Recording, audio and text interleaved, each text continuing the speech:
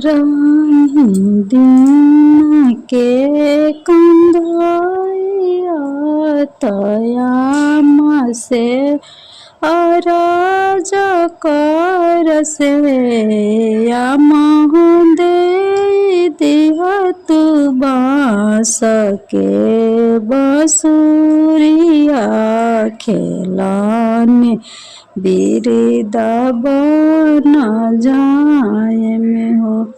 बारही दिन के कंधाइया तयामा से अरज कर से या दे दिहत बाँस के बाँसुरिया खेलाने बिरदा बना जाए। खेलते खेलते कृष्ण गाइले तवोहि बिरदा बन बीच हो। ललन कदम के डाली चढ़ी बैठेल बसिया बजावेले। खेलते खेलते कृष्ण गाइले तवोहि बिरदा बन बीच। ललन कदम के डाली चढ़ी बैठेल बसिया बजावेले। आंगन घरे बाहर में चिड़िया बाड़ुआ रोलौड़िया बाड़ू हो।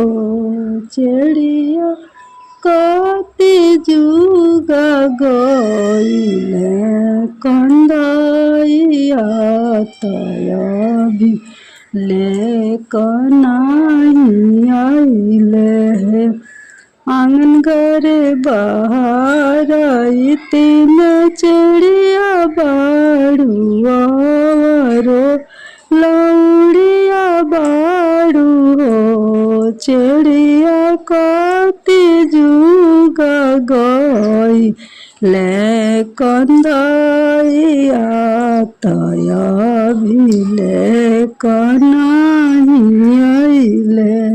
खोजते खोजते चिड़िया गइली तवोहि बिरदा बन बीच।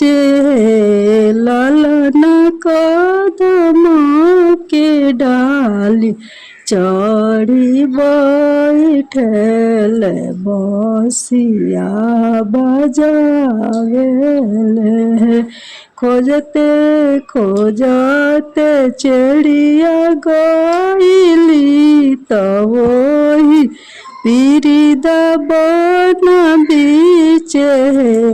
ललन कदम के डाली चढ़ी बैठेल बसिया बजावेले।